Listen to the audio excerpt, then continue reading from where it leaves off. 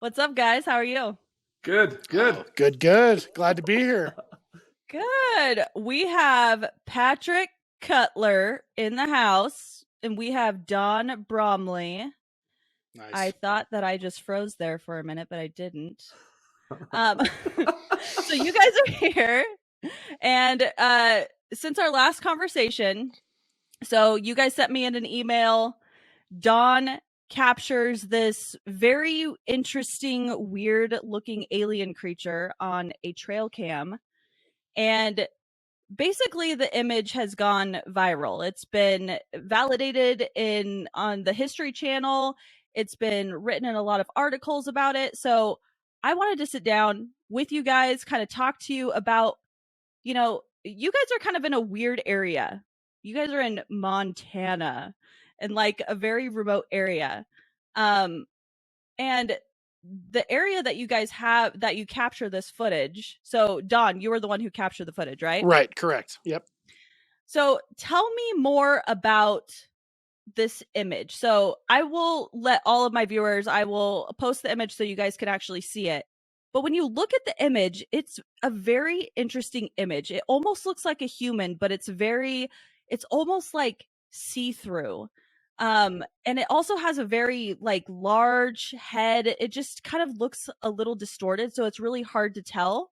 But go ahead, Don, and just kind of tell us like the events that led up to you capturing that footage. Yeah, like you said, it's almost transparent. The actual image itself. About 4 years ago, on this ranch I worked for, I put a bunch of trail cameras up for trespassers and for my own personal gain from scouting elk, deer, bears, wolves, so on. I placed this particular camera in this draw in the middle of what's called Redgate, which is a high strange area for the Deer Lodge Valley. There's some very interesting stories, a lot of stories actually that come out of this area of just weird paranormal. So I had, like I said at the time, I don't know, 30 trail cameras on this particular ranch. I placed this one just off the boundary on the public ground, but to actually get there it's obsolete. It's a very off grid, middle of nowhere sort of location. Checked a few cameras on the way up. I set them all in about August. I came back in about November and get up to this particular camera. I checked a few on the way up. Didn't get too much. Couple elk, a couple bears. And when I downloaded it, I turned the camera off and then I turned it on to see the battery life. It was completely dead.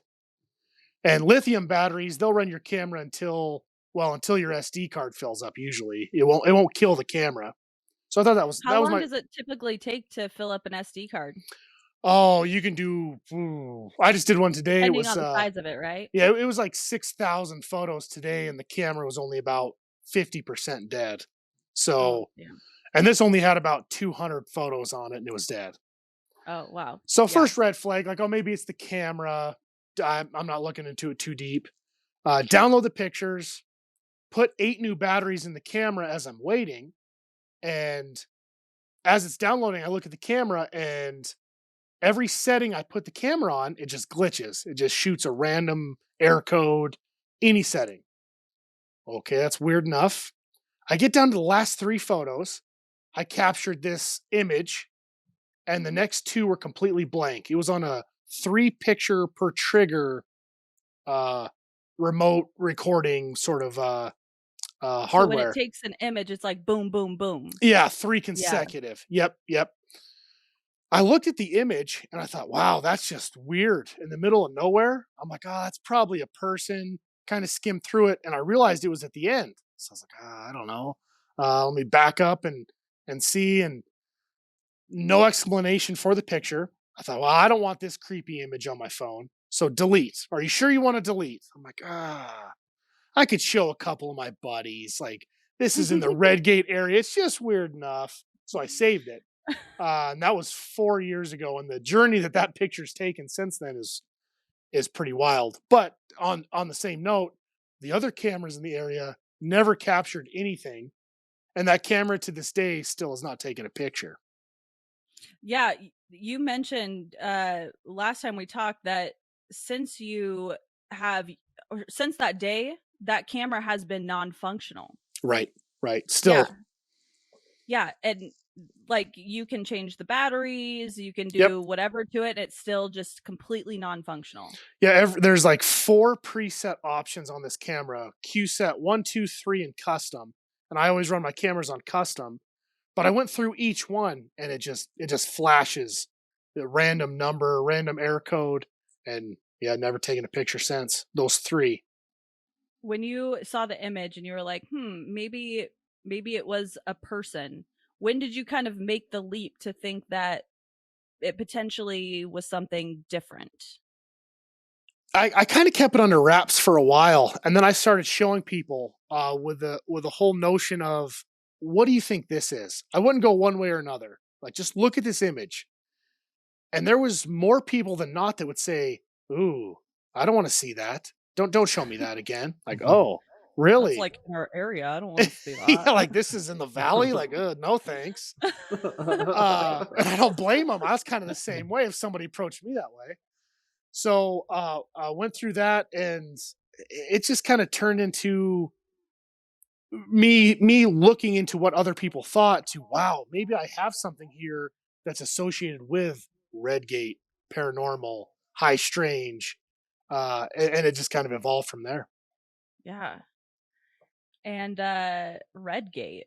That sounds like a really interesting name, Redgate. Yeah, Pat, you got the story on Redgate. Let's hear it. Yeah, this is first off, Pat, let's give us a little introduction on. I'm just diving in.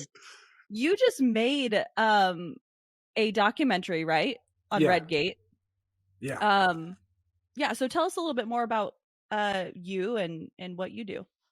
So I'm a filmmaker who currently owns the #1 horror film in the history of America, which here. turned into a documentary. We all heard it.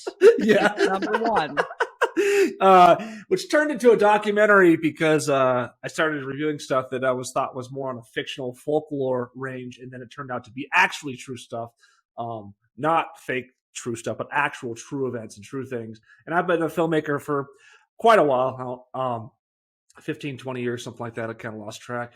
When you can say you're an actual filmmaker, or not. Unlike Don, who could say he's an alien hunter since, I don't know, yesterday. Today is the actual anniversary. You owe me a shot. All right, thank you. No, it's not. Today is the first, the 1 year. Wait, hold on. Today's the anniversary of the footage? No. Oh, I was like, but wouldn't that be a trip? That's in October. Yeah, that's in October. That's in October. Okay. All right, we get to continue, Patrick. Yeah. So, anyways, this is like my 5th full-length feature film, and I've been trying to do a horror film for a while. But yeah, it turned into a documentary about this Redgate area. And the folklore I was kind of going off of to begin with was there's this area called Redgate in the mountains outside this valley in Montana called the Deer Lodge Valley, Deer Lodge, Montana. And they used to have an old mining community up there. And a guy had a homestead outside this mining community back a long time ago. They don't have mines up there anymore. And he came home one day and took an axe, murdered his wife, chopped up his kids. And then the next morning, people said they saw him painting their gate red with their blood. What the fuck? Yeah, that's the story. Trippy. Now, this is the weirdest thing. Beginning, folks. Yeah, that's the beginning part. Now, that I thought was completely folklore, because that's a campfire tale kids would tell each other growing up in Deer Lodge. And so we'd all trying to go out and try to find where the actual location of where that happened was. Well, it turns out, since I've done this investigation, the more and more stuff comes up, even that might be true, because Don claims that he knows where their actual homestead is where this happened, or might have happened. And people don't want to talk about stuff, so like, you can almost see this happening, right? Right. And knowing the guy, after my picture went on History Channel on The Proof Is Out There, I had a really good, pretty good friend of mine. He pulled me aside and he goes, "Hey, I need to talk to you. I don't want to do it over the phone. I have a story about the original Redgate homestead." And wow, did he have a story. It was one of the most prolific stories I've heard about Redgate since my picture dropped, for sure. And it was that story? No, this is a completely different one. You want me to, I'll drop that on here if you want to hear it. Yeah. So undisclosed person of interest, as I'll put it. Stop. You like that? Very professional.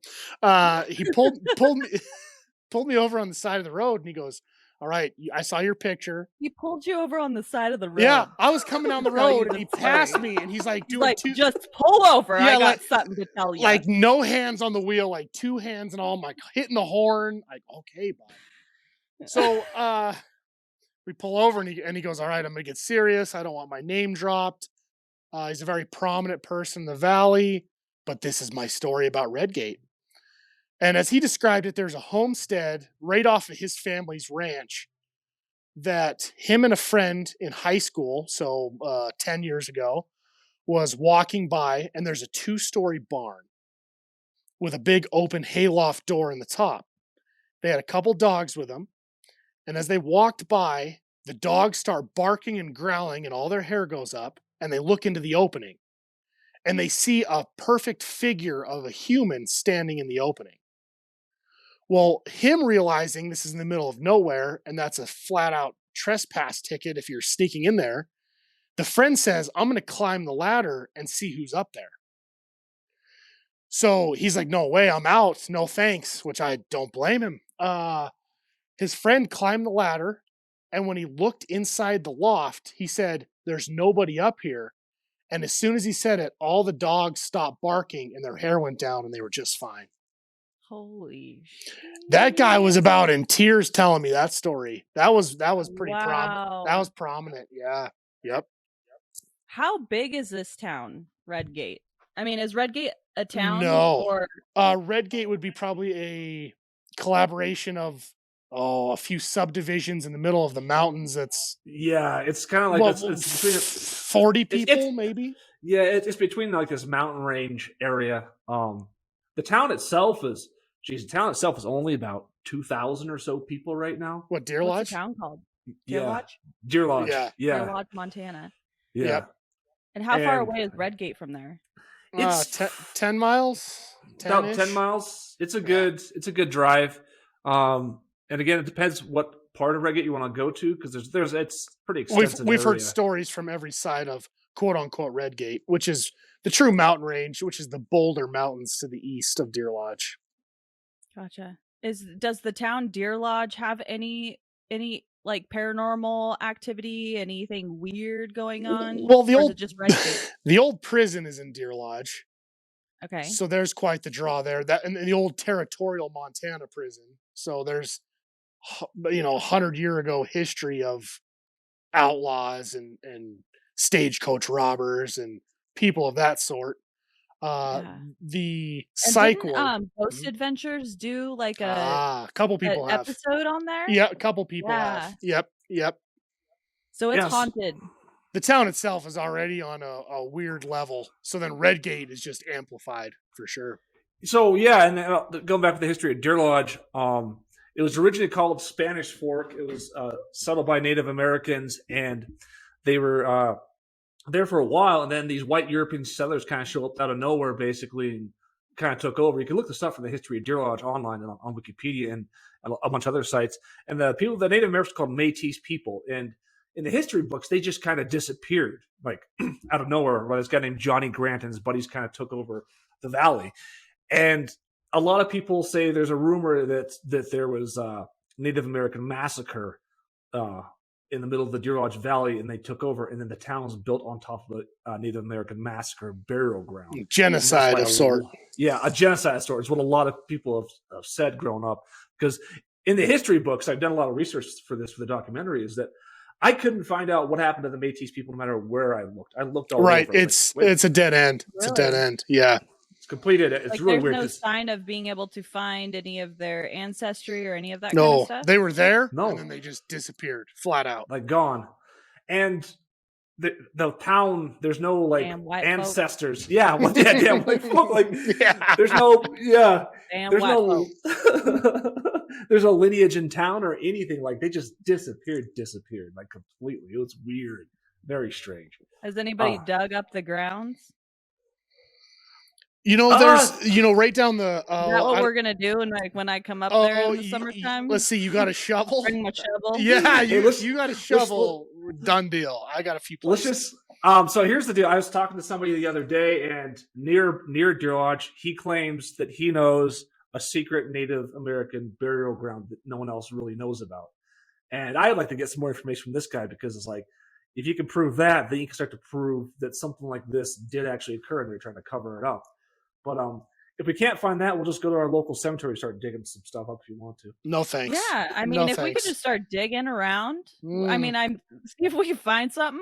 You know, we're going to be solving all kinds of cases when we go up there. You know, You know, we found them. we found.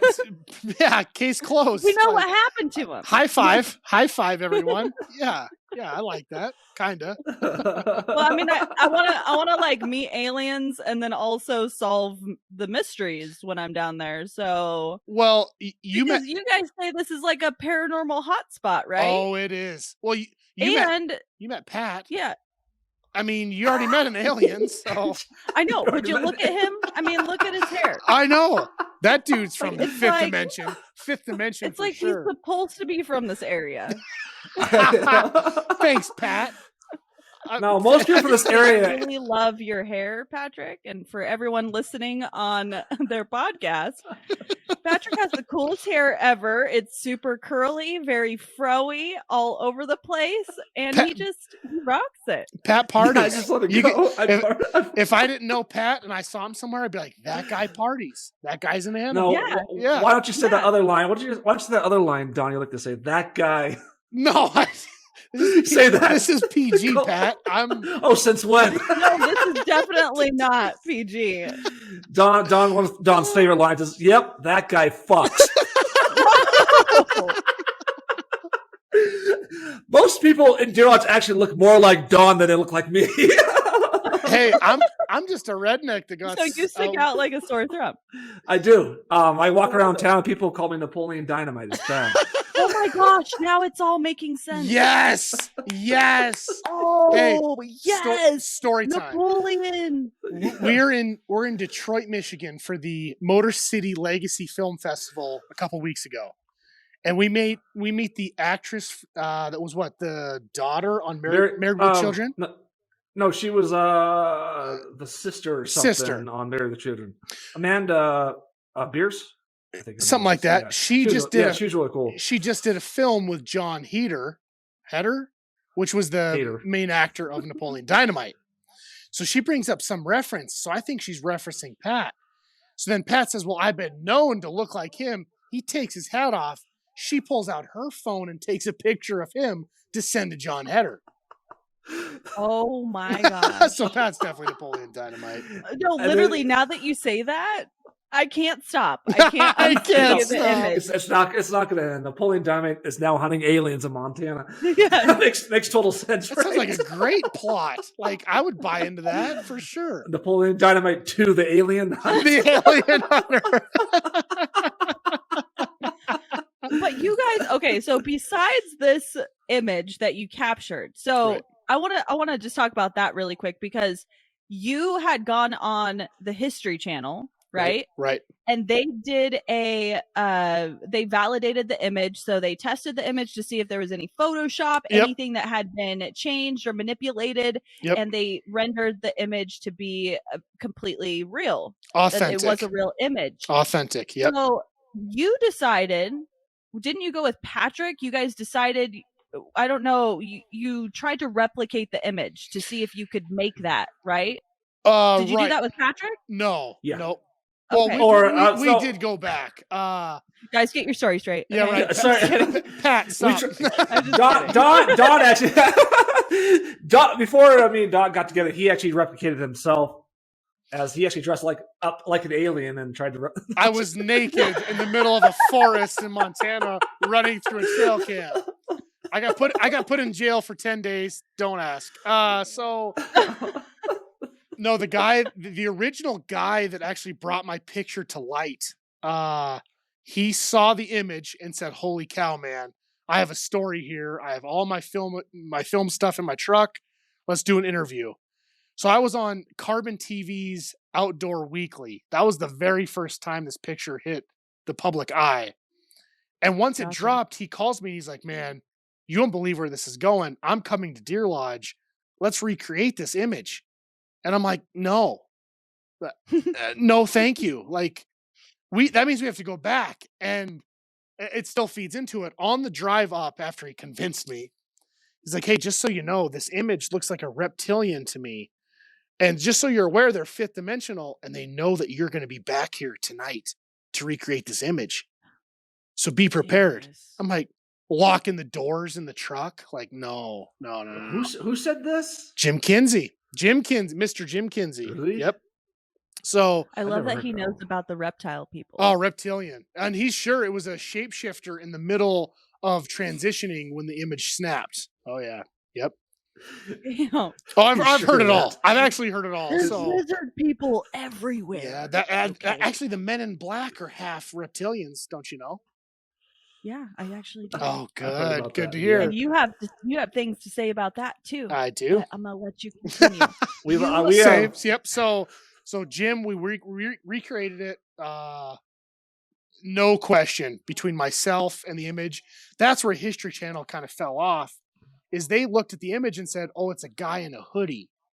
Well, when I did the comparison, I'm a guy in a hoodie, and there's no question that the other image is nowhere close. So that's where it And fell off for me. the interesting thing too, because I saw your image, I saw the one that you had that of this creature, right? Mhm. Of this potential alien. And yours definitely looked like a human. Like it literally looked like a human. Right. You had a hoodie on. Mhm. And the odd thing about the other one, if she's saying it's a hoodie, then when you place a hoodie, right, Mhm. like in the very back of your neck, it doesn't have that indentation where your Right. neck is kind of like bulbing out, right? Mhm. Because you have the hoodie. It's like flat on the back of your neck. And in that image, it's way more bulbous than our normal head. That you could even try to you recreate. can't even see it. Yeah. It was- you couldn't even see. It was like, you know, like it just looked very different. Out of It looked place. very strange Yeah. compared Yeah. to what you did. But I think the coolest thing was the freaking other creatures you caught on your trail cam. Not that many didn't people even know. make- Yeah, not many people know If about you- those. No, That's Don what was I'm like, saying. no, you didn't send us those. Like, oh yes. Yeah, I was like, did. Pat, did you Oh, send her those? yeah. I was like, bud. I'm like, this is the story right here. He caught a weird freaking octopus Yeah. running across the freaking street. I got the first Like, what the hell is that? Yep, the first octopus known in Montana. I'm pretty proud of that, actually. And completely away from water. I mean, this is up in the mountains. Middle guys. of There's absolutely nowhere. Yeah. Yeah, Yeah. this I'll put a picture of this too, if you don't mind, Don, for my listeners. But You're selling it. do you mind? You're selling it as an NFT, so absolutely. We're in this business to win it. Is this where I do the sponsorship for Yeah, NFTs? go ahead. Okay, Ready, guys, go. so- Pat, don't talk. Pat, be quiet.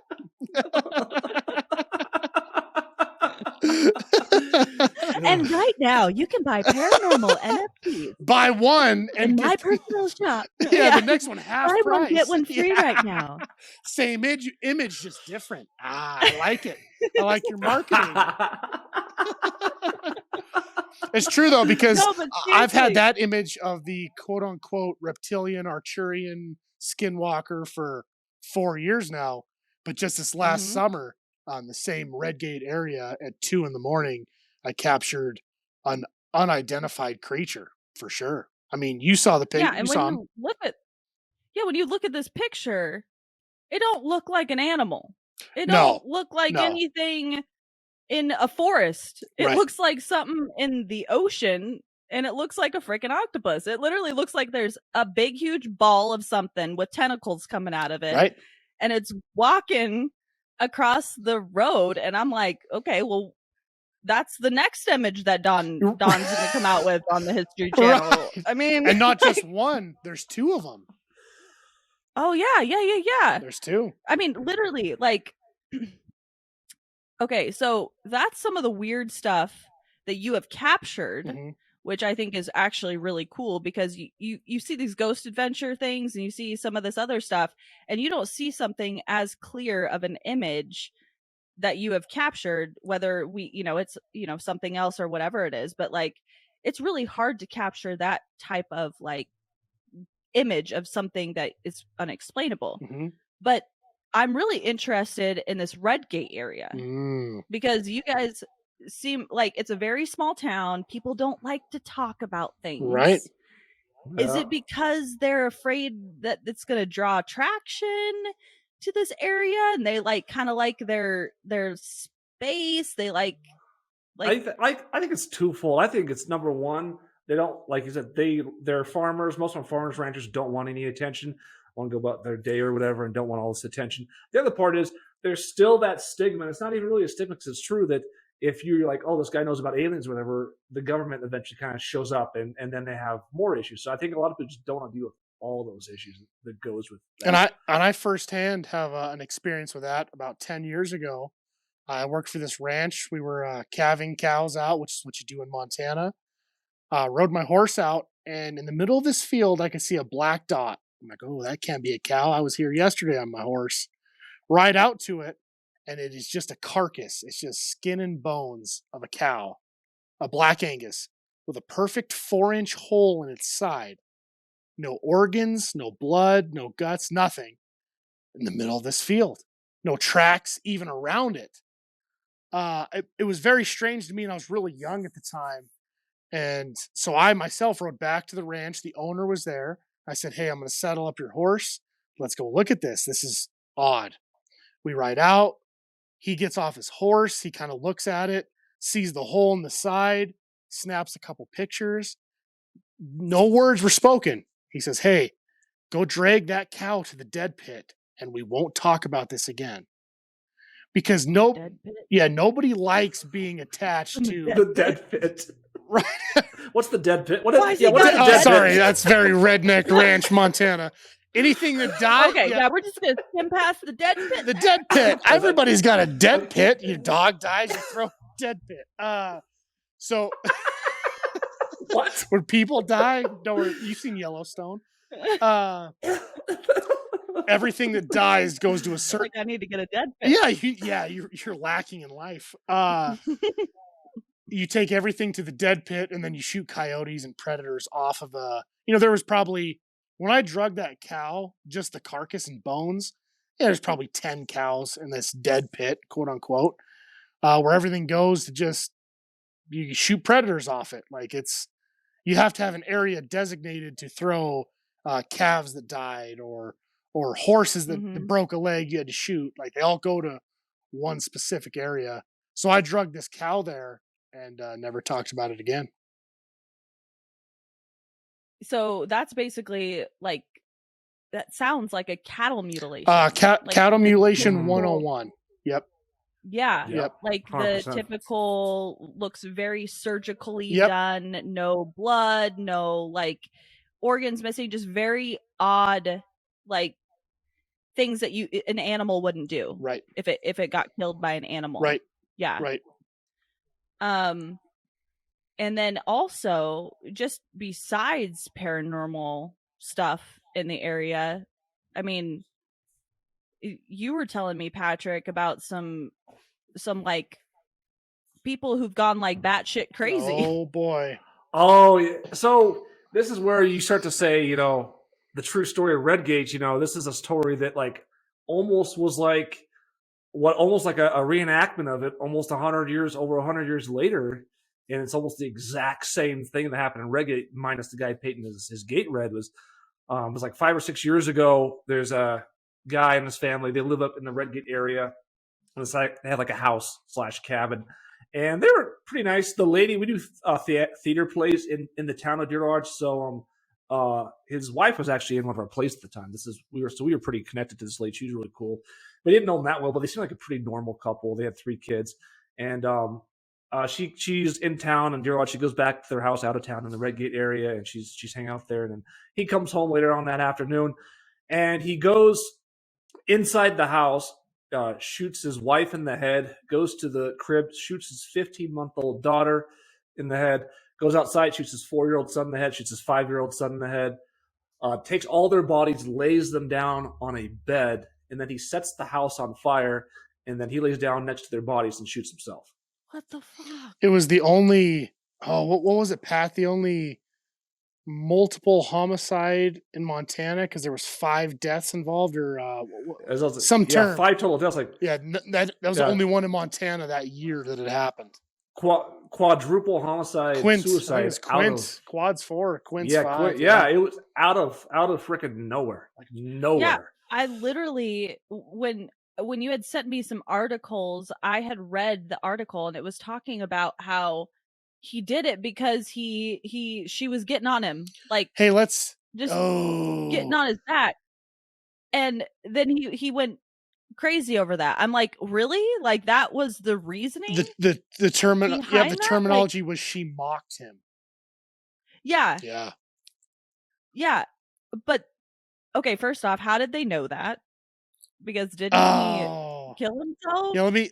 But like, also, I guess, they go to this restaurant all the time, and the lady there was like, oh, she was the sweetest, nicest girl, and like was so sweet every time they went in there and all this stuff. So I find it to be just bizarre because there was like multiple things that happened in a short period of time, right? Well, I'll follow up on that real quick, just to hit on a side note.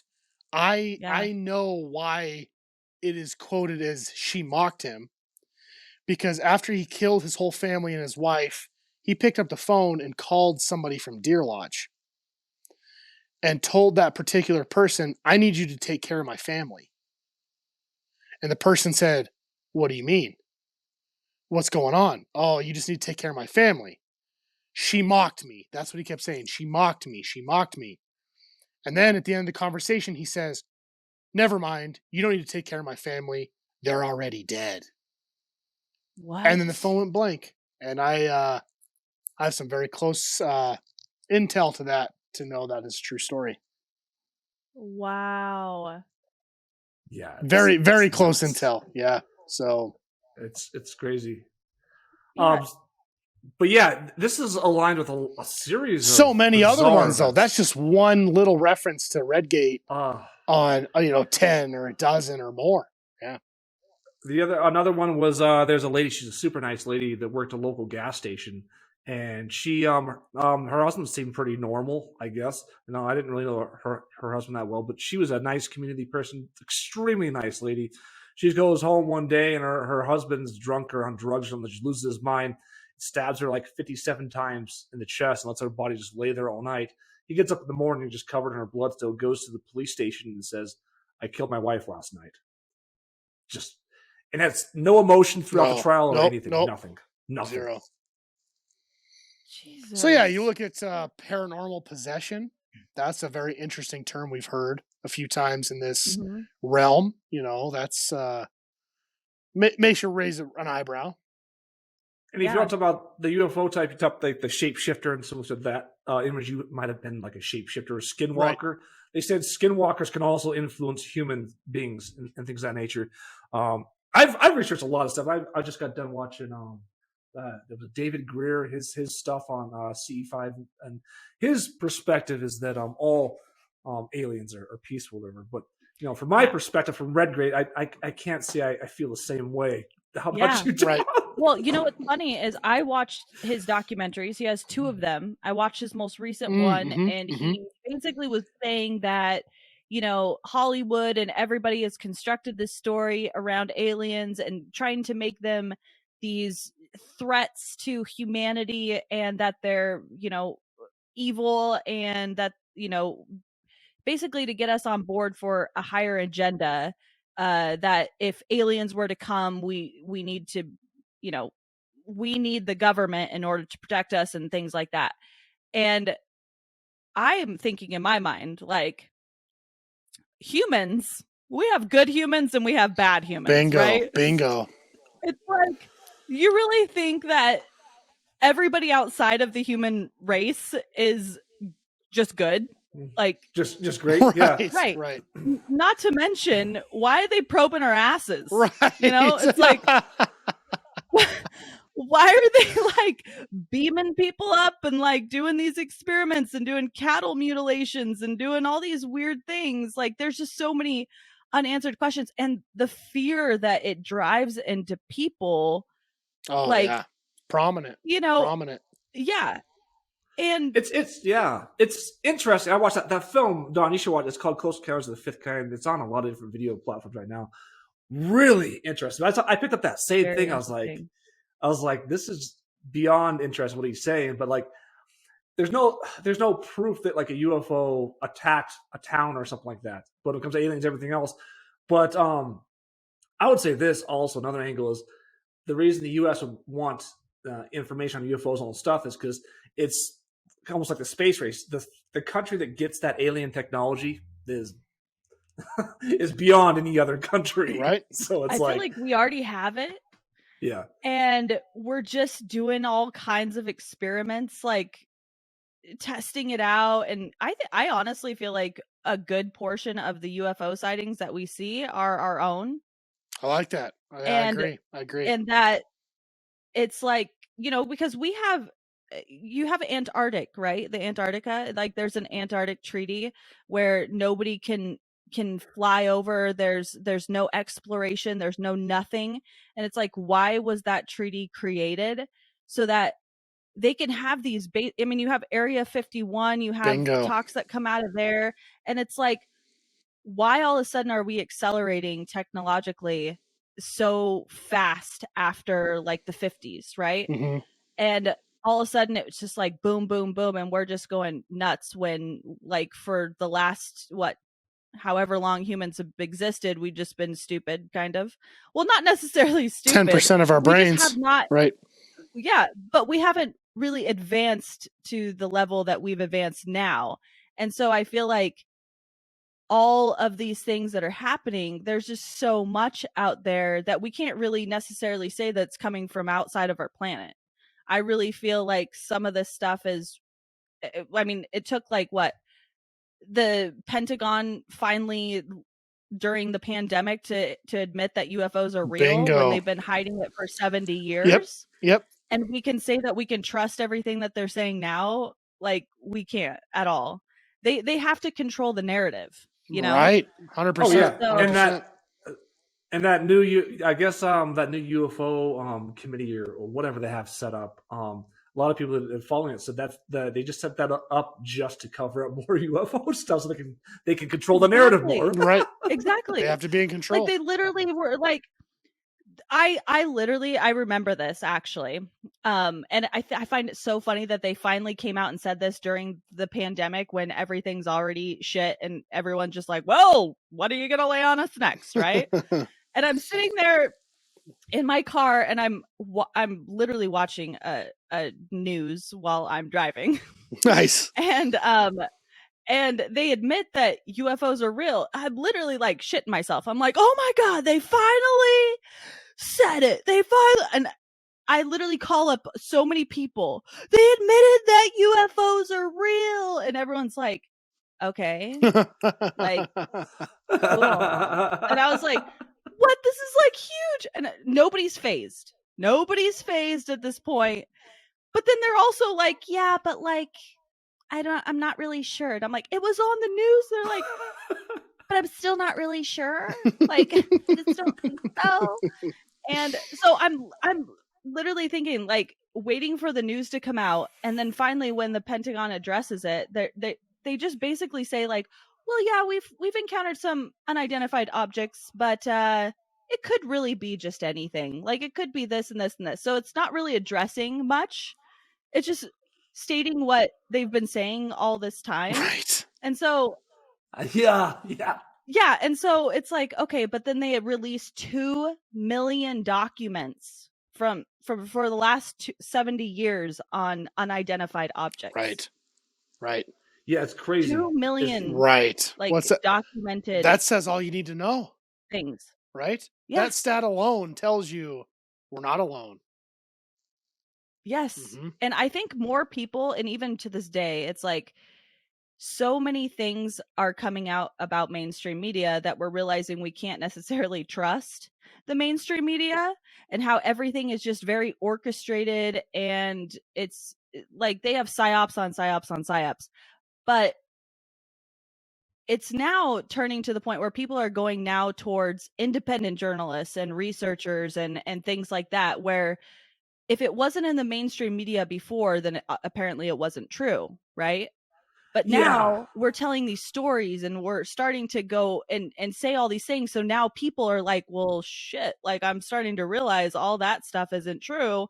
And so they're going and hearing stories from like you guys, and they're taking it seriously. Right. They're not like brushing it off, because now they're finding that more truthful information comes from outside of the mainstream media. And so, I mean, but granted, there's a lot of BS out there too, but Yeah. it's like, you know, when you have so many people expressing the same things Right. and saying the same things, there's got to be validity to it. Right. It's not know? even for us in Redgate. That's a great example. I have this picture outside of the Deer Lodge Valley in Redgate. Would I have any water to hold if it was a town that wasn't known for paranormal? Maybe. Mm-hmm. But the fact the town is known for it, I'm in the spotlight. Spot on. Yeah.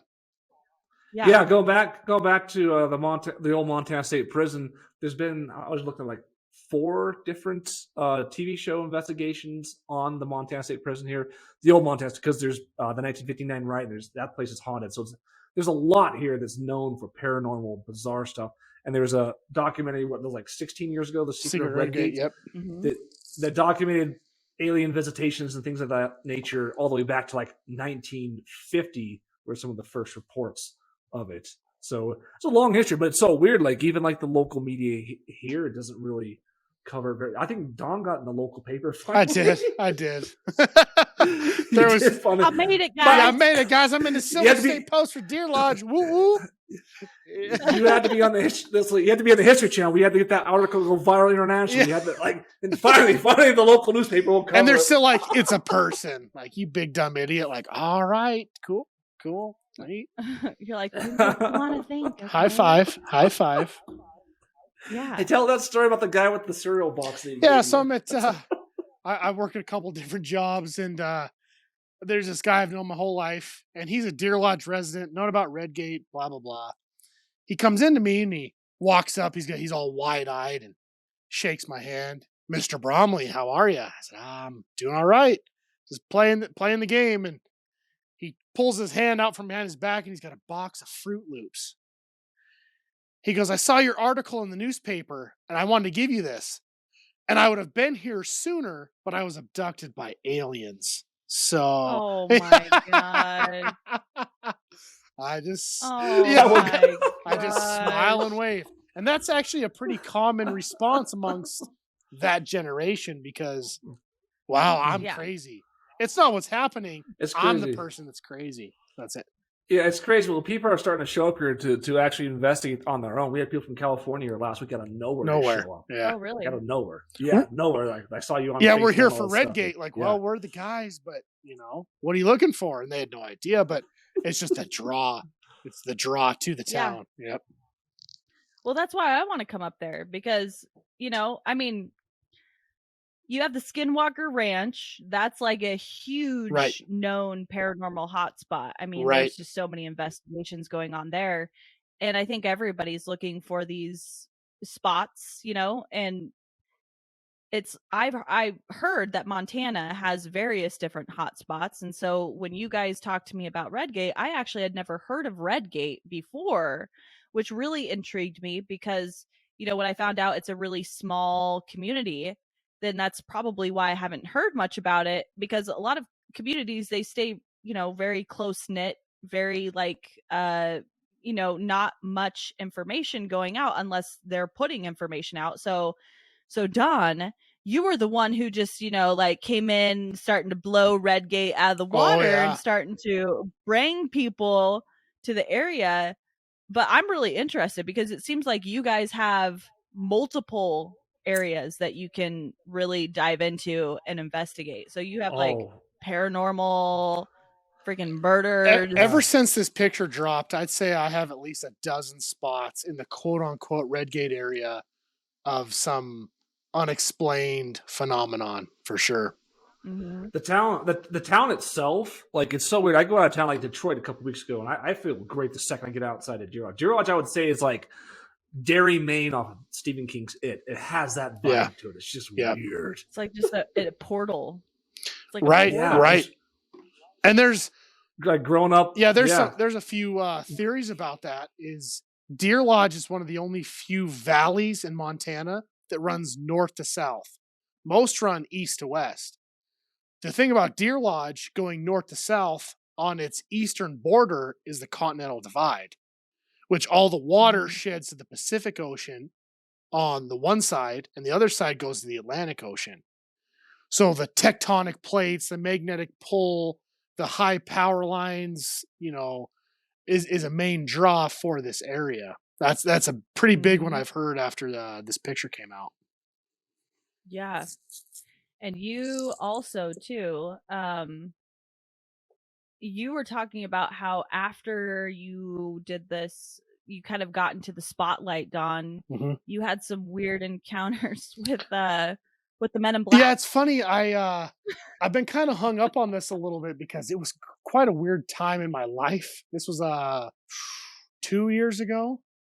Once my picture dropped on History Channel, and the woman declassifies like, oh, it's just a guy in a hoodie. And I got 100 text messages from all my following, like, wow, what crackerjack did they find this woman in? About a week, it was literally a week later, the ranch I worked for, I was up on the ranch with another ranch hand.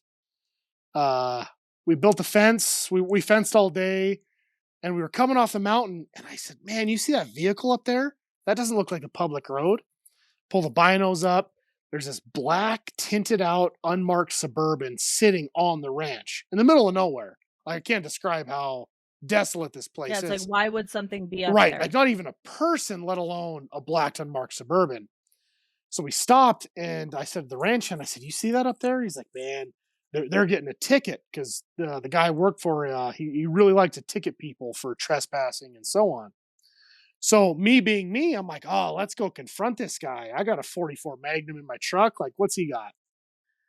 We go up to confront him, and this vehicle burns out, back tires, sideways, and drives away from us as fast as they can. And as they went by us, you couldn't see in the cab, and there was no license plate on the back of this vehicle.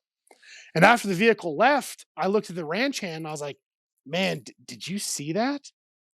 He's like, I did, but I don't understand what's going on. I'm like, man, me either. And that was my first taste of, questionable motives. Like, why are they here? What's that about? Is that for my picture? Is that for me? Is that the area? And I've been searching for answers ever since, and I have no idea. I still have no idea. Have you seen them since that time? There's been a few times that I've seen like late at night or really random instances where, oh, there's a vehicle up here. Who'd be up here this time of night? You drive by and you're like, wow, I didn't see anything that made that vehicle stand out. It was blacked out, the tint, was anybody even driving it? There's been You couldn't even see if anybody was in No. That's, Dang. You wouldn't know. And they just sit there and you pass them, on a mountain road in the middle of nowhere at whatever time at night, and they don't move. You go past until you're out of view, but they never move from A to B. Very, very interesting concept. Have you experienced anything, Patrick? Yeah. It was when I really started getting some traction on this Redgate stuff. It was back in, it was like November, I want to say. I woke up one day, went up to my back bay window, and there's this alleyway back there behind a fence. And I share a car with a couple of different people, and we park the car in the garage or out front. And the car we drive, it looked like it was the black car we usually drive, just sitting there, just parked there. I was like, well, whatever. I'll chug my glass of water like I usually do. And I was like, someone probably just parked it out back in the alley for some bizarre reason last night. So then I walked to the front of the house, opened the big bay windows in the front of the house, and looked out in the front, and the car was parked right out front. I was like, okay, if that's the black car that we always drive, then what's parked out back? So I sprinted to the back of the house again, looked out that window, and it was completely gone, like disappeared. Went from just sitting there, not running, didn't look like anybody was in it, to just gone within like 10, 20 seconds. Dang. It was really, really bizarre. And then just recently, it was last week, shit. Don, we were on a podcast, and my office is kind of like you call it downtown Deer Lodge, Downtown, a small town right, or whatever. Right. Yeah, Main Street. but yeah, it's kind of weird though. At night, there's drunks running around at night, and it's like 11 o'clock. I got out of here, and I go to my car and start driving towards my house, and then someone's following me, and I'm just like, okay, just see where this happens, because they're kind of like, it's kind of random time for someone to just be following me. So they're following me for several blocks, and I couldn't make out if it was like an SUV or what it was exactly. I couldn't make out the lights, whatever. So then I finally take a left on a random street to see if they keep following me. And you know how you take a left and you look behind you in your rear view to see like they go straight or they take a left and follow you or anything else. And it just disappeared. So like, it never passed. Yeah, it never passed. I was like, where did it go? Like it was right behind me. Pat called me that night. He's like, you don't believe what I just saw. It was like 11 or midnight. Like this just happened. Like I don't know what's going on. I saw something go by. So weird. And it's creepy. Yeah, it's just creepy because I knew it was right behind me. I was like, where did it go? Like, yeah, especially when you start coming out and you start talking about this kind of stuff, and then you're starting to notice weird things like occurring around you. Yeah, and like you're being watched. Yep, I called that ranch hand for my story, and he doesn't want to be a part of it. He's like, that didn't happen. Like, what do you mean it didn't happen? I was like, buddy, we were sitting there and I was talking to you about getting a trespass ticket for this vehicle. He's like, nah, red flag. Dude, the Men in Black came and wiped his freaking memory. Well, actually, he's really dumb. So I'm gonna just say we drank too much tequila or something. Like, you can't really use that as too much. But that was a thing. What is the law in this country for if the government wanted to take over like the Redgate area? What would they have to claim exactly if they wanted to just claim that area out of nowhere? Yeah, fence it off. Caution tape. Eminent domain. Yeah, like they couldn't. Yeah, what federal? That's how that works. Yeah. Just put tape around a whole mountain range. This is ours. 25 miles by 25 miles. Like, sorry, I don't know. Have you guys had any like UFO sightings in the area? I personally haven't, but as of recent, ever since my picture dropped 2 years ago, I've had a lot of people approach me with sightings. As of recent, I know these two ladies that moved into 12, 20 acres, something in the Redgate range, and they told me where they lived, and I said, "Oh, you live in Alienville," as a joke. And they looked at me with wide eyes like, "Oh, so you know." Not so much, but continue. And they're here from Pennsylvania. They bought some piece of ground, moved up there, and they see some very odd lights in the sky. They ended up buying a telescope and something else to try to document it because they've never seen anything like it before. Wow. Yeah, great people. They're no BS kind of people. Like it's just interesting to hear their side of it, you know? Yeah. And I could totally understand too, when people see something like that, that's not really mainstream, what people talk about. They don't really talk about things until they find someone else who starts talking about it. And then they're like, oh, okay, I feel comfortable to talk about my experiences, So it's like, oh shit, it's not uncommon to have people have those experiences but not say anything, because some people will be like, why didn't they say anything? Well, if you saw something and that you couldn't really explain, would you just come out and say it, or kind of like rationalize it in your mind and brush it off? Or I mean, you don't want to go tell people next to you and have them think you're crazy. And I'm the segue with my image into that realm for sure. More people have approached me lately like, I saw your image. Let me tell you about my story. And wow, I've heard some very interesting Redgate stories for sure. Have you guys ever seen the documentary Two-Face the Gray? Oh, we saw that in Detroit. The guy we were talking to, he had Two-Face the Gray. That was bizarre. Yeah, that was on YouTube.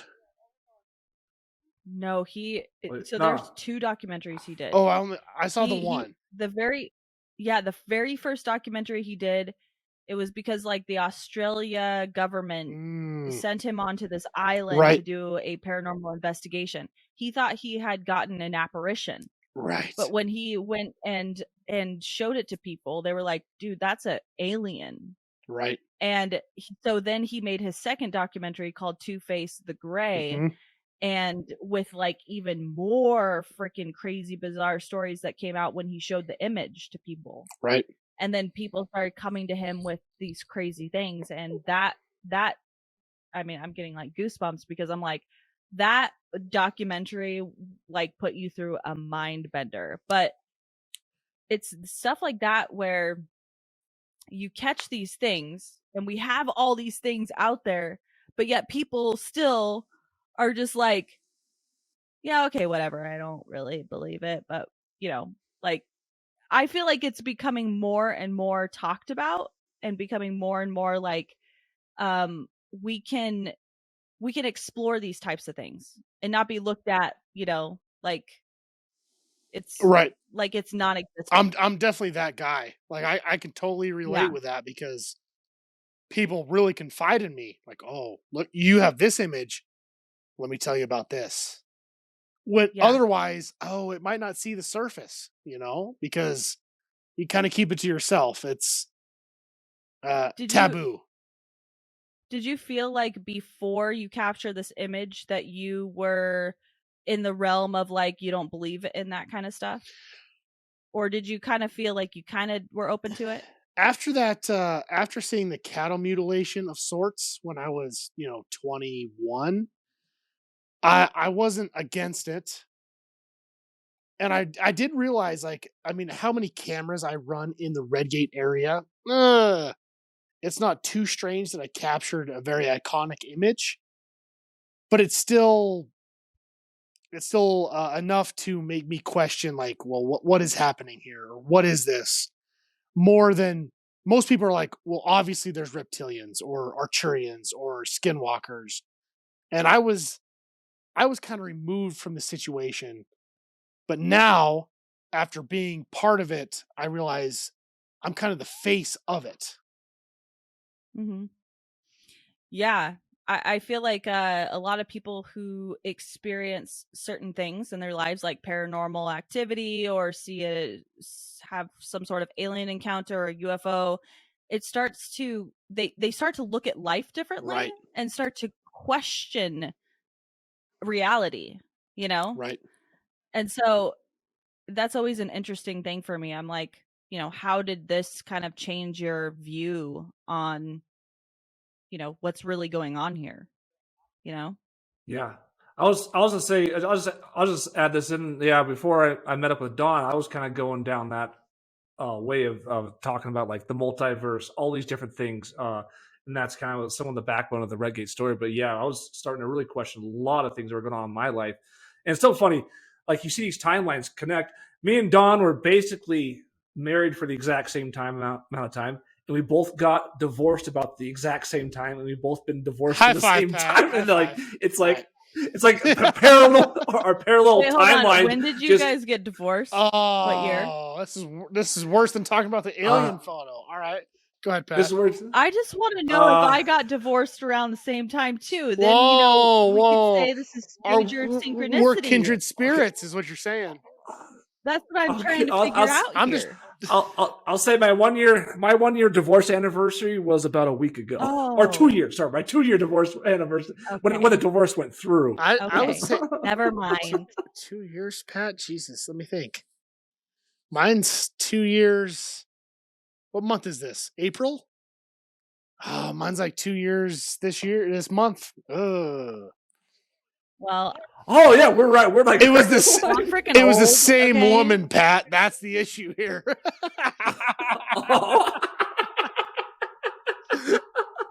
Dude, at least you didn't get left in an Alaskan village in the middle of nowhere. Oh yeah, that's divorce. Yeah. Oh, you want to go down this rabbit hole? Sorry to have brought it up. Okay. Moving forward. Moving forward. Pat, you start crying, buddy. Well, I got divorced in 2009. That's how old I am. Okay. Oh, 2009? 2009. So we aren't kindred spirits, but probably soulmates. I'll take it. There we go. Wait, because I'm going to get $100 from you shooting pool when you come to Deer Lodge, right? Oh, that's right. That's right. I can't wait to beat you. You're a pool superstar down there. Left-handed behind the back, one rail. I guarantee I'll beat you for $100. All right, good. Hey, well, if we play beer pong, I shoot balls off people's asses and Pat. So your ass, Pat. Your ass. Yeah. Does the corner still have the We're beer going pong another table tonight set to up? find out, so don't worry about it. I can't do another. I can't do it. No, late night it's partiers. Oh yeah, I figure you're 2 hours ahead of it. It's at 8 o'clock. It's early. It's just only 8. Sun's still out. No, I was on a dirt bike. Yeah. I was on a dirt bike all day. Like, checking trail cameras. So talking about Don's trail cameras. You should have seen this photo I got a couple of weeks ago of this meth head I was going to hook up at the Montana bar with. Oh my Pat, God. We're on a podcast, and people are listening right now. And you know what? You want her to come to Deer Lodge. They love it. You got to be Pat, honest. She's going to come to Deer over. Lodge. No, you're not, Pat. Don't listen to her. I'm going to beat you at a one rail left-handed back for $100. Pat, leave the meth head girl alone, bud. Listen. I'll tell if she comes, I guarantee you'll be part of the boycott Pat Cutler movement by the time you leave. Jesus Christ. Okay, but like this place though, you even have something recently that you just sent me today. Since our last conversation. Oh like, shoot, yeah. This place just keeps getting crazier. Yep. And this is okay, so I just want to say, this is kind of, if you love animals, probably don't want to hear this. Yeah, turn it off now. Turn this out, everybody. Yep. But yeah, so this will make your stomach turn. But this is something that it just started happening in Redgate, and Patrick sends me this article earlier, and I'm just like, what this is sadistic shit. Yeah, so last week they discovered there were several dogs that were found hanging on trees that had been had shock collars around their necks, and their dead bodies were hanging there, and they were skinned, mutilated, and their ears were cut off, and they were just hung there to die, basically. In the Redgate area. There's no information in the Redgate area, and there's absolutely no information whatsoever on what happened. Like nothing. So this happened. They found them all at the same time. There wasn't like they found one and then they found another. It was like all at the same time. No, this was all at the same time. There's 2 or 3 of them. I tried to get a police report today, but they're still processing it. But there were like 2 or 3 of them up there, and they're both hung. Like one was hung on a tree, and one was actually hung by a rope off of a tree. And they're both like, I wouldn't say fully skinned, but they're skinned, and their ears were clipped off. It's clearly abused, and there were shock collars attached to their necks, which just makes you the horrific nature of this. Just you can't even imagine what they possibly went through. This is just beyond anything you can imagine. I've never seen anything like this when it comes to animal abuse. I don't think I've ever seen anything like that. I don't get it, to tell you the truth. Do you? I'm not expert in this field at all by any means, but do you know any insight on that, Don? Why is that's what were they doing? Me. I know the idea of a cult. Redgate, I've heard through the years that it's not so much paranormal, it's more of a cult. The few people that live up there are sadistic, so on. So wait, live up in where they found the dogs? dogs? In the Redgate area. Because Redgate's it's 10 miles outside of Deer Lodge, and there's I don't know, overall 40 residents. So I'll put maybe one of them. And I'll put it like this. Yeah. It's not. Yeah, it's not quite like Deliverance where they're like na na na na na na na. It's not quite like that. Like there are some like legit like cool like ranchers, farmers throughout. You know, you wave to the Redgate throughout the Redgate area. But there's also you have those smaller like trailers and things of that nature of people who their family may own that property a long time ago or something. And it's just been passed Yep. down. Yep, basically? exactly. Yeah. Gotcha.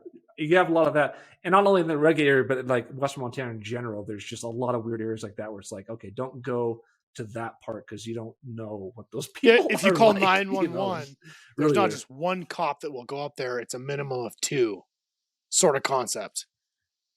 Okay, so they, gotcha. That's freaking Could be. weird. And yeah, but like, why'd you say it was a cult? Do you have like some insider information on that? There's a few cults around this valley that it's questionable. Like so satanic cults? Yeah. It's part of it is a lot to do with the drug use in Deer Lodge, this area, because Montana has had a methamphetamine problem for a very long time. We used to have these. You should go on YouTube and look up Montana Meth Project or Meth Video Montana, and they have these commercials that are unbelievably well done, just freaky as heck. And they did a huge campaign across Montana for a long time, meth not only once, and it was really well done because the problem was that big. But Deer Lodge, for whatever reason, when it comes to meth, is the third largest meth place in Montana per capita for amount of drugs and everything else going through here. So a lot of these people are hyped up on drugs, meth, doing cult-like shit, and going out and doing some crazy stuff like this animal abuse and things of that nature. A story that the further on the animal abuse, several years back, I think Don heard this story too. There's this campground above the Redgate area. There's a campground sitting above it called Orfino Campground. It's a public campground. Anybody can go up there and camp. And there's this really nice pavilion, picnic area you can go. And there's a family out there. They're having a picnic one afternoon, and the family dog suddenly ran off, just took off out of nowhere. And they're like, they have no idea what happened to the dog. And they're just having fun with the kids, just eating, the sandwiches, having a great time, having a picnic. And all of a sudden, this old, rusty, beat-up truck just kind of pulls up. And this guy, this weird guy just kind of looks at him and is like, hey, you guys missing a dog? And they're like, yeah, our dog ran off. And they're like, here's your fucking dog. And they threw the dog's head out of the window and it just landed right in front of the family. They decapitated it. What the fuck? They cut the dog's head off with a pocket knife. No. Yep. That's how demented the true story. Yeah. And they end up going to prison over that, right? Good. Yeah, but I mean, I feel like animals are like, that's like crossing the line. Like animals are so innocent and they love you no matter what. And that's just like, I don't know. I mean, do you think that with all the drugs going around there that maybe they're just hallucinating? Could be. And they're seeing weird things around there. It could be. Or they're like drawn in the energy. That's probably more like it because of how many stories there are. And the energy's feeding off of them because they can be manipulated because they're not in their right frame of mind. I 100% agree with that assessment. That you could, this is a town, you stay around this town long enough, it can really get a hold of you. You can get to the bars and go from just drinking to pretty much around. Not me. I don't drink drugs. Jesus, Pat. Not me. Except I wasn't. Anyways, let's not talk about it. We're on a professional podcast, Pat. Once in a lifetime thing. Yeah, sure. I was there once. God, but and this oh God, there's another bizarre story I'm not going to talk about, but it kind of grips you. It kind of sucks you in if you hear long enough. It's just a weird. And you guys weird are place. from there, born and raised. Yeah. And Patrick, you left for a while, right? And then I left for a long time. Actually, you missed it so much. You came back. Went back. Me too. I left too. It took. I left like 12 years, actually. It took getting a divorce and left in an Alaskan village by myself to come back in the middle of a pandemic for me to actually finally come back to Deer Lodge. A lot of things had to happen for this to occur. the whole world basically had to come to a standstill. And you did. Good job, bud. High five. High five. High five. Yeah, high five. Yeah, Don, do you love living there? Would you ever leave, or I would. Is that your home? No, I would definitely leave. I was out of this town for a while. Ran an outfitter business. Still in Montana. Stayed in the state. Traveled around a little bit, and then ended up back here after my divorce.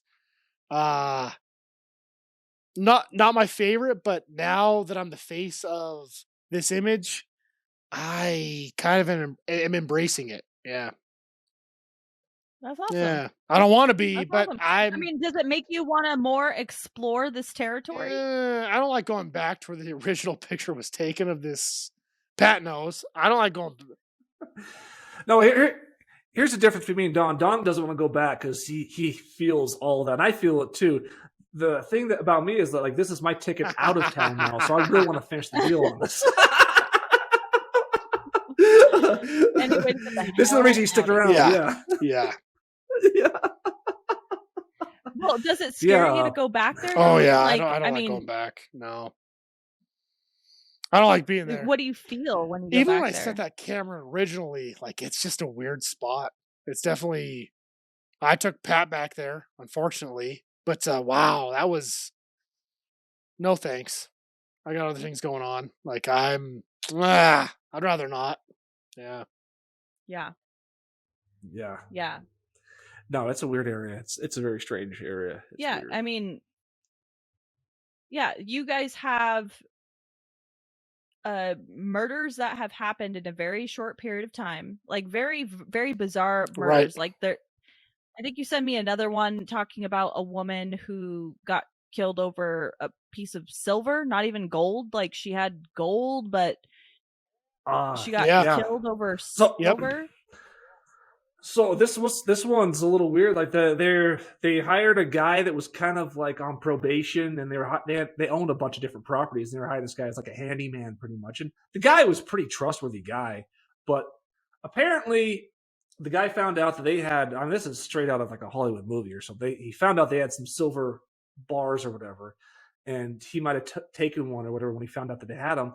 And one day they're at their house doing some. He's fixing some stuff or whatever, and the son and the mom are there, and the son confronts him about it and say, "Hey, did you take like a silver bar out of our whatever?" He's like, "Cause we got some stuff missing." Yeah, it's safe. And I was like, "Oh, let's say safe. I don't know how he got in the safe, but maybe yeah."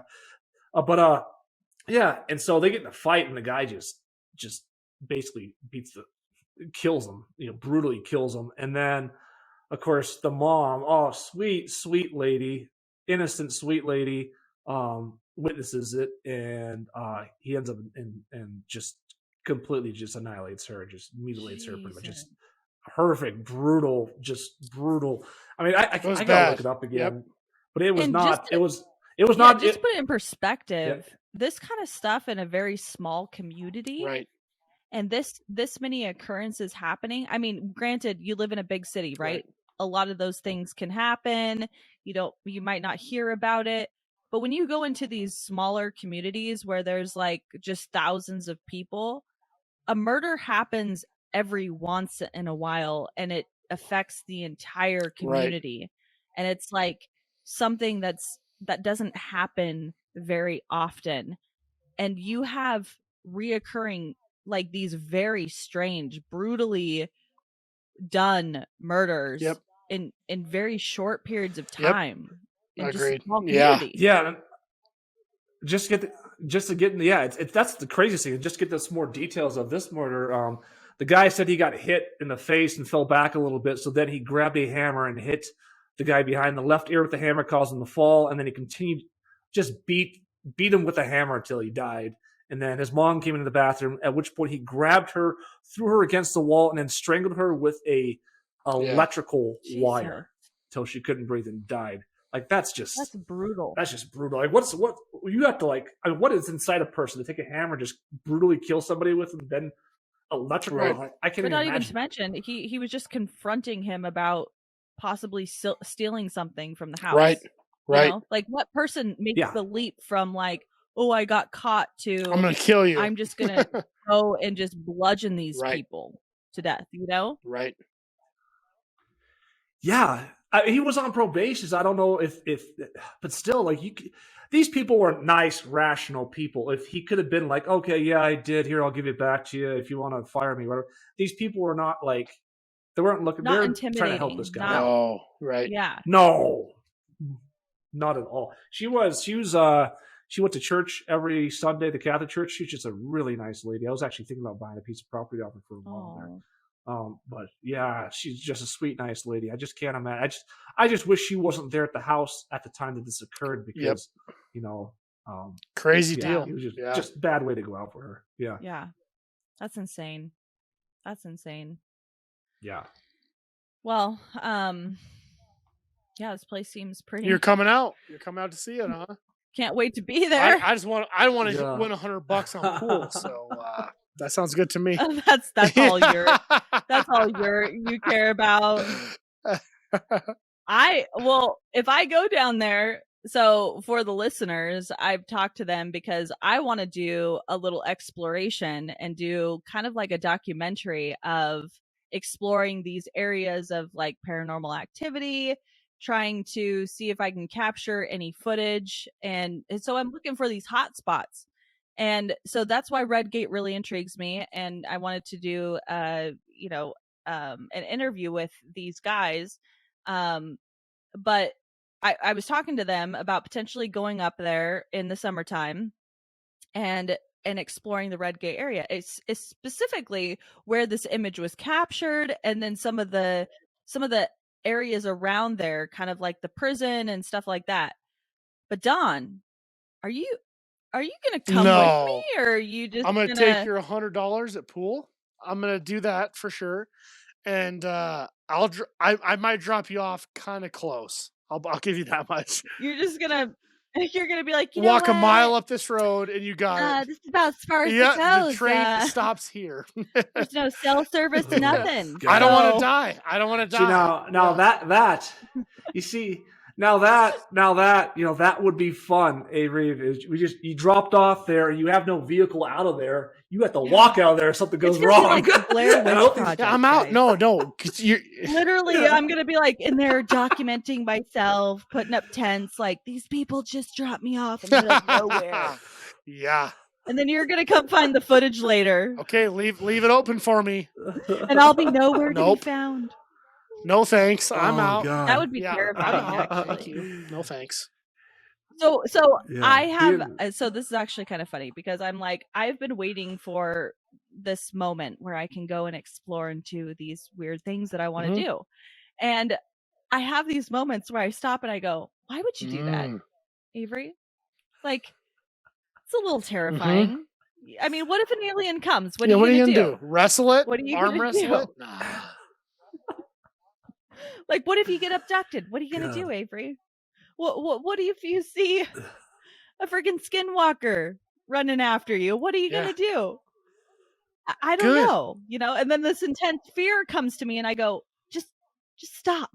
And then I go, it's cool. It's gonna. I mean, it'll be fine. Oh, it'll be fine. no. I mean, good on you, but not me. Not this cowboy. I mean, Patrick, are you scared? Would you go? I would go because I don't really care. I don't know.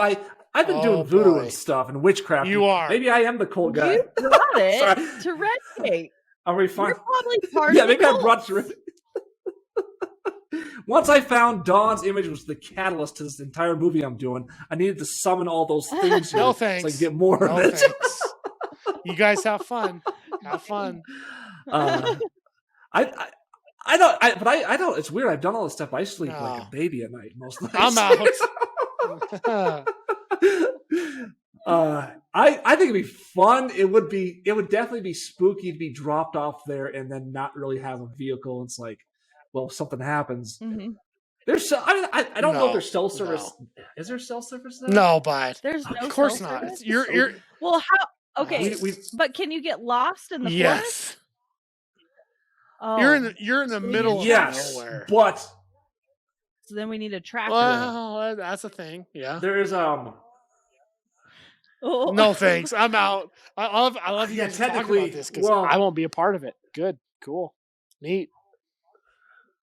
Technically, if we were to walk out of there legally, Yeah, you'd be going yeah. through the middle of the forest. Oh. Well, we'll just bring a big, giant fucking piece of yarn and we'll walk it through the Oh, forest. you guys are gonna have so much fun with all your yarn. Yeah. Yeah.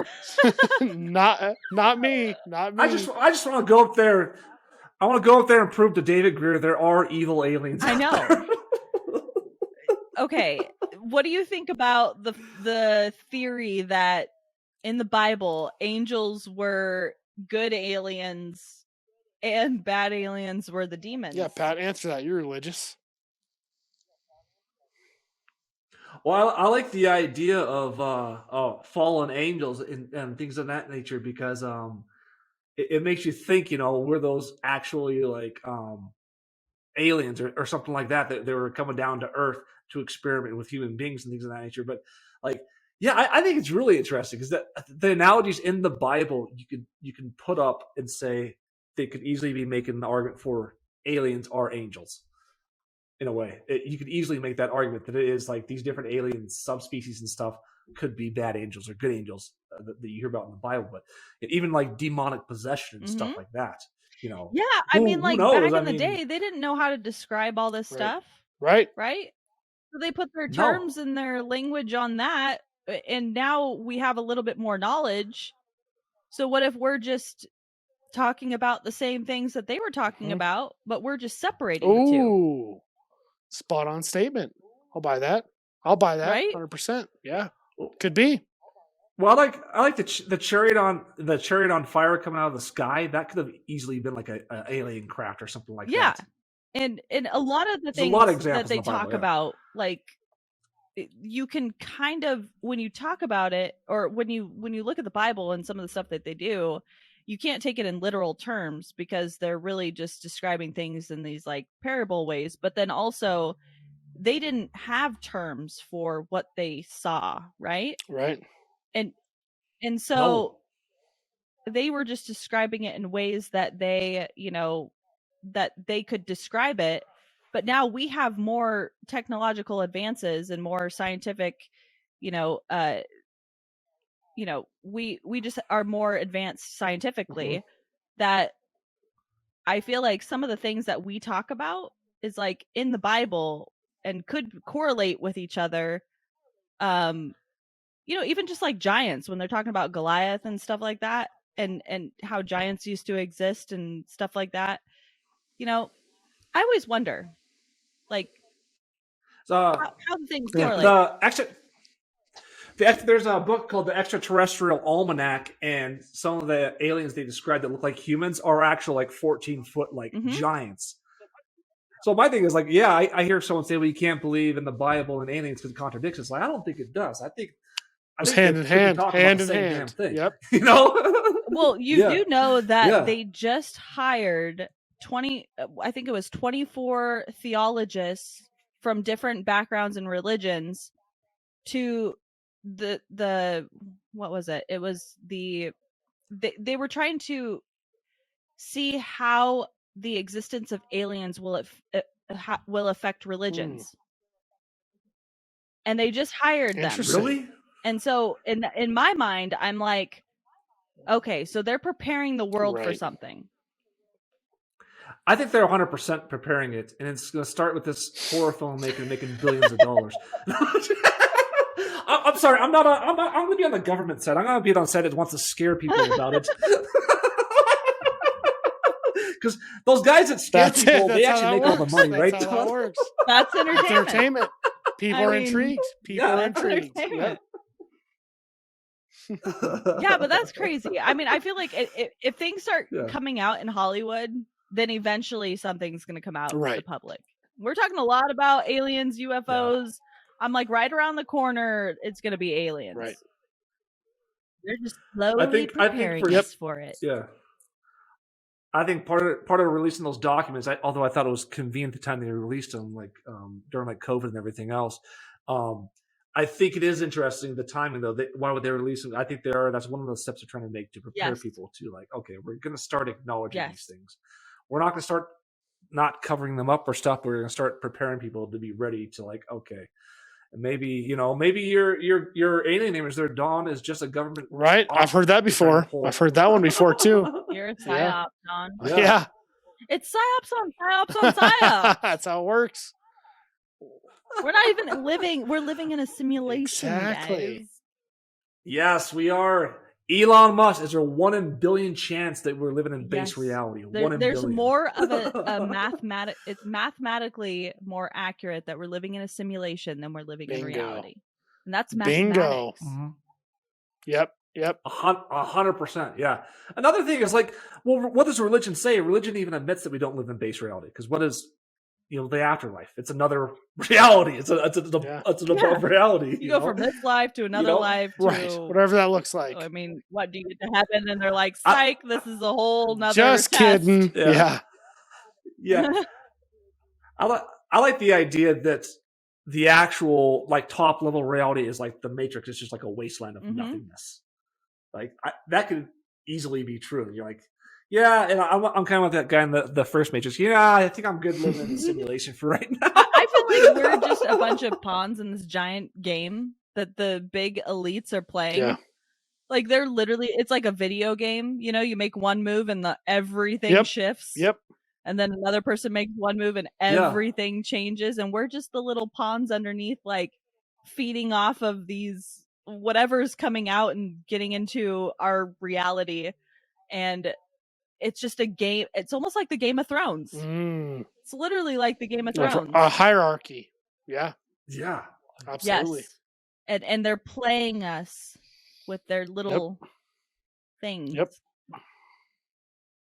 Well, yeah, I think especially the last 2 years, like there's so many people that like it does not matter what the TV set says, they're gonna go with it no matter what.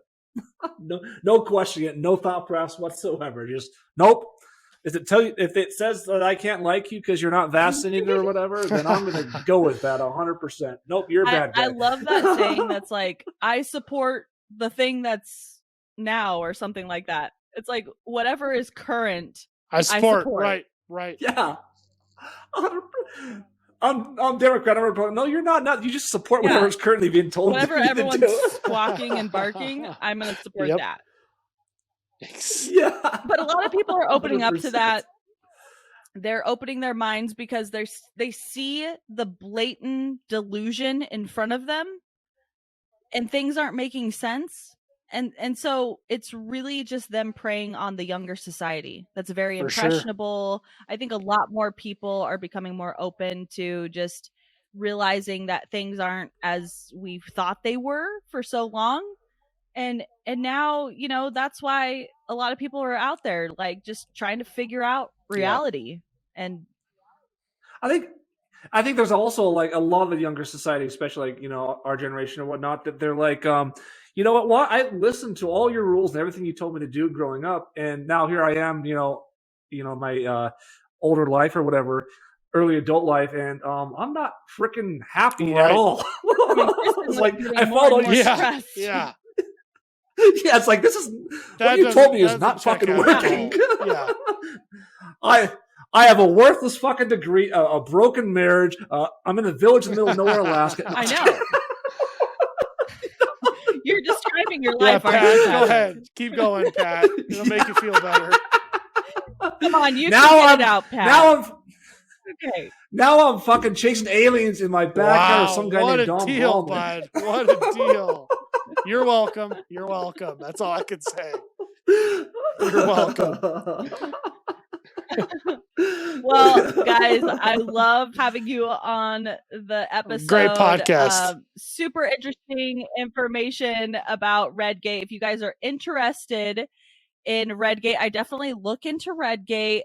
But Patrick, Don, where can people find you?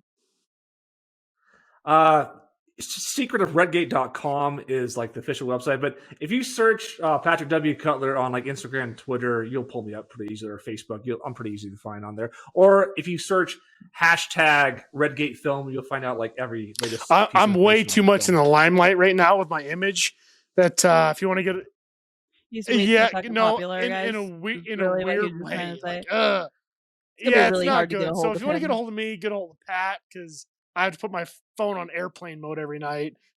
If you just get it Yeah, with his assistant, his they might get secretary back will get to a hold you. of He's your got a lot secretary. going on right now. No big deal. Just so you know. Yeah.